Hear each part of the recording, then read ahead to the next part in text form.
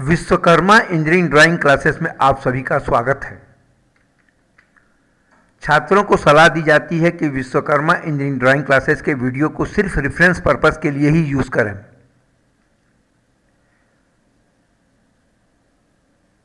Engineering graphics class 12 के course को समझने के लिए विश्वकर्मा इंजीनियरिंग ड्राइंग क्लासेस के यूट्यूब चैनल में जाकर आप इस कोर्स को पढ़ सकते हैं।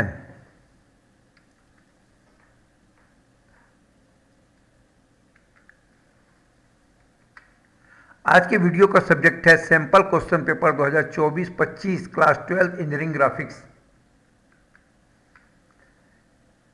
Engineering graphics sample paper 3 part में है, part A, part B, part C. तीनों पार्ट के प्रत्येक क्वेश्चन को हम सॉल्व करेंगे और इसके लिए हमको 6 से 7 वीडियो बनाने पड़ेंगे कि जो वीडियो लंबे भी ना हो और छोटे छोटे वीडियो में आपको हर क्वेश्चन को सॉल्यूशन मिल जाए। सेक्शन ए, ये मल्टीपल चॉइस क्वेश्चंस हैं। हर क्वेश्चन के लिए 1 नंबर आपको मिलेंगे। इस तरह से कुल 14 क्वेश्चंस हैं। आइए एक एक करके सभी क्वेश्चंस को सॉल्व करते हैं। An isometric projection of a square is drawn as. ये देखिए, जो आइसोमेट्रिक प्रोजेक्शन कैसे ड्रॉन करते हैं, ये आइसोमेट्रिक, ये ए स्क्वायर है। इसके स्क्वायर को जब आइसोमेट्रिक प्रोजेक्शन करोगे तो ये एक्सिस से 30 डिग्री में जब होगा तो इसकी लेंथ जो शॉर्टेन हो जाएगी और इसका शेप इस तरह का हो जाएगा, मतलब ये रोम्बस शॉर्टेन लेंथ हो जाएगा। यानी इसका आंसर क्या हुआ? D.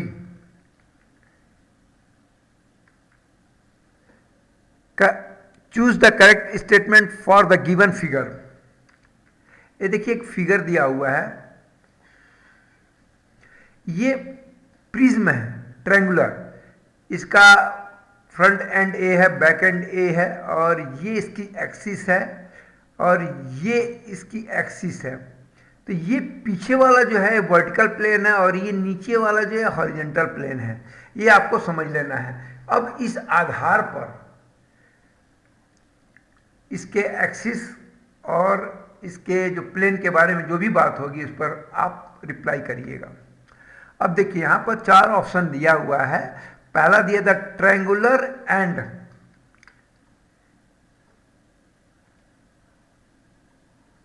Are perpendicular to BP. The triangular end are parallel to BP. The axis of the prism is parallel to BP. The axis of pyramid is perpendicular to BP. देखिए, pyramid मतलब ये तो सीधा सीधा गलत हो गया, ठीक। और triangular end are parallel to BP. Triangular जो ट्रायंगुलर एंड है ये पैरेलल टू बीपी बोल रहा है, ये भी नहीं है, ठीक। तो इसका सही आंसर क्या होगा? सी, मतलब the triangular end are perpendicular to BP and the axis of the prism parallel to BP. In first angle projection method, we assume the object to be situated, filling the blanks VP and filling the blanks HP. ये देखिए, ये axis है, ये XY है और ये ऊपर VP है, ये नीचे HP है। तो कोई भी फर्स्ट एंगल प्रोजेक्शन में क्या होता है कि जो फ्रंट में VP के फ्रंट में ऑब्जेक्ट का इमेज आएगा और ये हॉरिजॉन्टल प्लेन के ऊपर इस ऑब्जेक्ट का इमेज आएगा। तो अब इस फिलिंग द ब्लैंक के हिसाब से इसका जो आंसर होगा सी होगा, in front of BP and above HP. ये इसका आंसर होगा। Question 4, how is the non isometric line located and drawn. ये नॉन आइसोमेट्रिक का डेफिनेशन जो होता है, in a isometric projection are drawing the line that are not parallel to isometric axis and called non-isometric line। जैसे वो देखिए, ए x Y है और ये इस तरह से जो 30-30 बना रहता है, तो ये क्या होता है? आइसोमेट्रिक एक्सिस होता है। जो लाइन इस एक्सिस के पैरेलल नहीं है वह नॉन आइसोमेट्रिक है। सो दैट इसका आंसर सी होगा, they are located by determining its the end points, क्योंकि जब एक्सिस इसके पैरेलल नहीं है तो जो इसका जो एंड पॉइंट जो होगा उससे ही इसको हम ज्ञात कर पाएंगे। Which type of thread profile is used in the feed mechanism of machine tools. Machine tools में कई तरह के होते हैं, लेकिन नॉर्मली हम लेथ मशीन को लेकर के हम बात कर रहे हैं कि लेथ मशीन का जो कैरेज होता है उसको जो फीडिंग करता है तो वो एक हैवी लोड रहता है, और हैवी लोड के लिए हमेशा स्क्वायर थ्रेड यूज होता है, क्योंकि VSW मैट्रिक में वी टाइप थ्रेड होता है और नकल जो होता है राउंड थ्रेड होता है, जबकि स्क्वायर थ्रेड स्क्वायर होता है।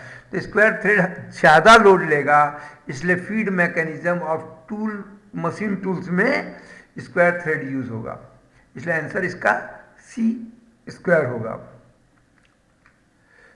The designation M20/2 square bolt mean क्या होता है? देखिए एक्चुअली में अगर इस तरह लिखा है, M मतलब मैट्रिक, ठीक, 20 मतलब डायमीटर और ये पिच है, स्क्वायर बोल्ट मीन, तो इसमें इस हिसाब से क्या हुआ आंसर इसका, major diameter is 20 mm and pitch is 2 mm, और यम यहाँ पर मैट्रिक के लिए होता है, मैट्रिक के लिए, ठीक।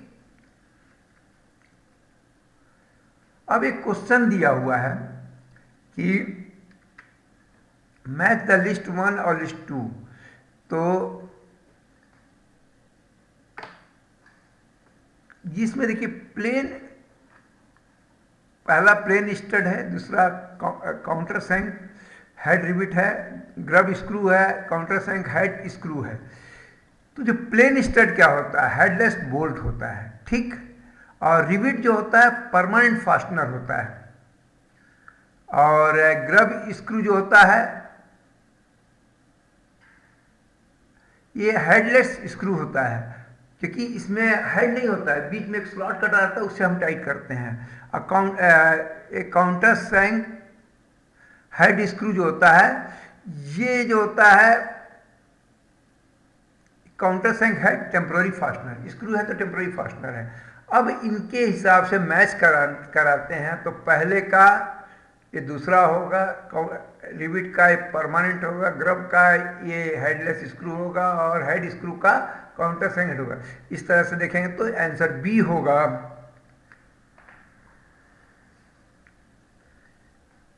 चलिए आगे, ये देखिए यहां पर क्या है,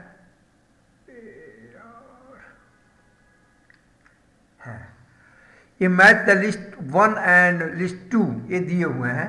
इसमें देखिए क्या एक्चुअली में क्या है, ये सभी क्वेश्चंस के लिए 4 एक ऑप्शन है सबके सामने, जैसे पीछे क्वेश्चन था, बट मैं क्वेश्चन एक साथ इन ऑप्शंस को एक अगर यहाँ करूँगा और स्लाइड बदलता जाऊँगा तो आप कंफ्यूज हो जाएंगे, इसीलिए मैंने ये चारों ऑप्शन जो हैं इन चारों स्लाइड के एक साथ लिखता जा रहा हूँ, और आप इसे समझ करके नोट कर। जैसे देखिए पहला, ये हेक्सागोनल प्रिज्म है, इसके ऊपर कोन है, ठीक, तो इसका क्या ओरिएंटल ऑफ एक्सिस, ये देखिए इसका एक्सिस ये है कोन का, और इसका एक्सिस जो है ये इधर से है।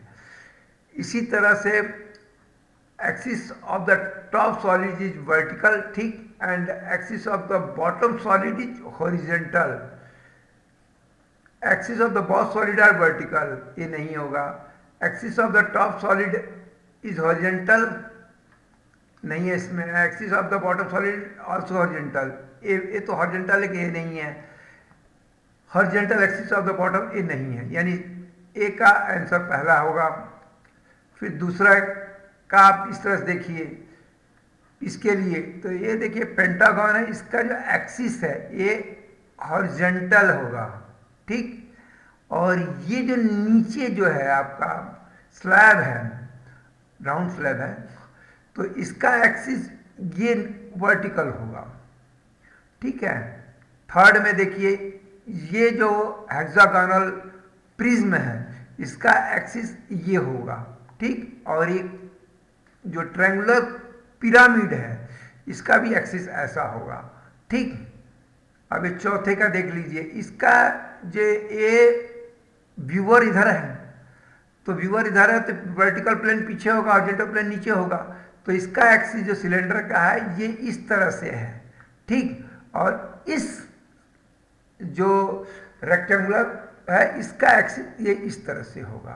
तो इन चारों को आपने देख लिया। अब इनके हिसाब से अगर आंसर हम निकालते हैं तो डी फॉर डेयरी होगा। ए का मैंने बताया आपको ये होगा, बी का फोर्थ होगा, सी का सेकंड होगा, डी का थर्ड होगा, ठीक। ये डी का थर्ड होगा। Axis of the top solid is horizontal, ठीक। Axis of the bottom solid also horizontal. ये इस तरह से हॉरिजॉन्टल है, ये है वर्टिकल रहता तो ऐसा होता, ठीक।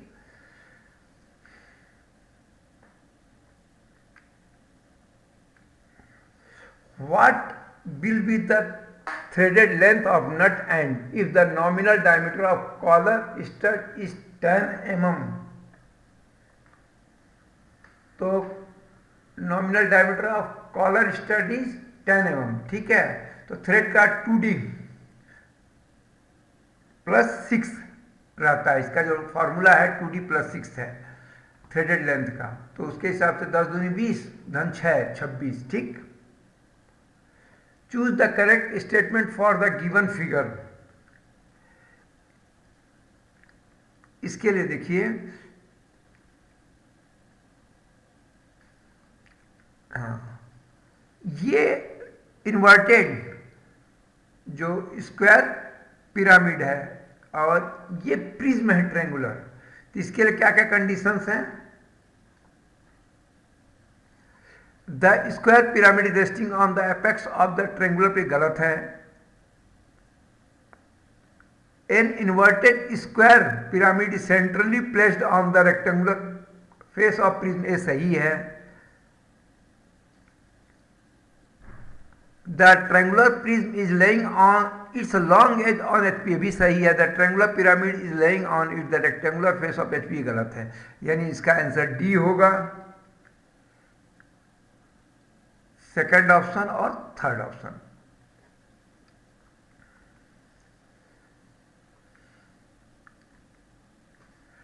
The isometric projection of the combination of solid, so choose the correct top view is orthographic projection for this combination.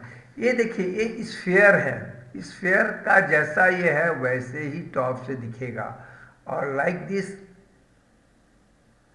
और ये जो सेमी स्फीयर है ये अगर टॉप से देखेंगे तो ये भी एक सर्कल दिखेगा, यानी इसका आंसर डी होगा। ये फ्रंट व्यू हुआ, अगर देखेंगे तो फ्रंट व्यू के लिए ये तो दोनों असंभव है, यानी ये आंसर डी होगा। Strap is a part of which of the following machine joint. ये देखिए, फ्लैंज पाइप ज्वाइंट में बोल्ट से टाइट करते हैं। गिव एंड क्वार्टर ज्वाइंट में 2 स्ट्रिप टाइप का रहता है, उससे ज्वाइन करते हैं। टाई रॉड जो रहता है एक थ्रेडेड बोल्ट रहता है, स्टड रहता है, उसमें हम 2 पाइप को हम टाइट करते हैं। Sleeve and cotter joint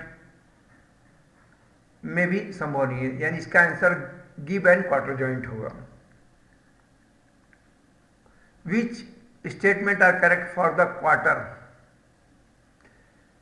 it is that taper on the both side, गलत है। एक साइड टेपर होता है, एक साइड नहीं होता है। 2 क्वार्टर आर यूज्ड इन गिव एंड क्वार्टर ज्वाइंट, ये सही स्टेटमेंट है। The taper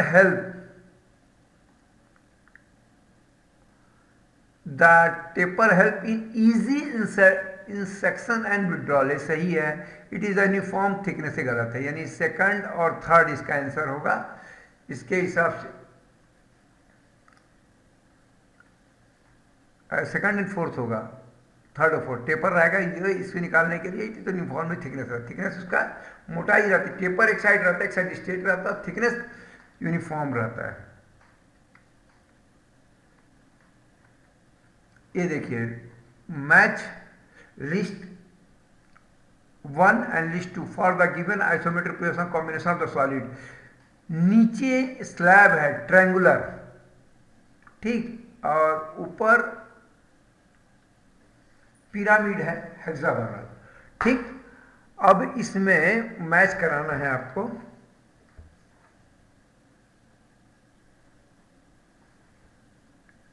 number of triangular faces, triangular faces, triangular faces देखिए इसका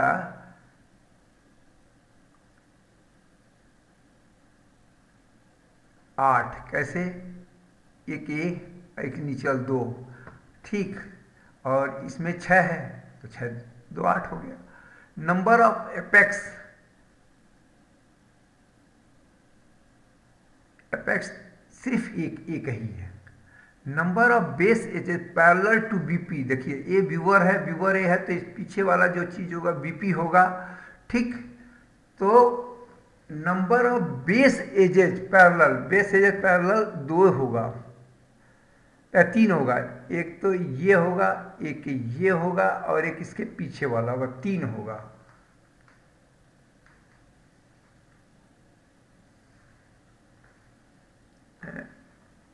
एक 2 3 4, पैरेलल भी हो गया ना, ठीक। और number of rectangular faces, rectangular 1 2 3, 3 ही होंगे भाई, एक इसका और एक पीछे वाला। तो इस तरह से इसका आंसर बी होता है। और इस तरह से आपको कोई भी सॉलिड दिया रहेगा, उनकी चीज़ों को बड़ी बारीकी से आपको देखना पड़ेगा कि रेक्टेंगुलर कौन सा है, ट्रायंगुलर कौन सा है, एपेक्स कौन सा है और पैरेलल बीपी के कौन सा है, इसके कितना है। वो इस तरह से काउंटिंग करते जाएंगे तो ये चीज़ें मिलती चली जाएंगी और आप इसका आंसर निकाल पाएंगे। Okay, thank you.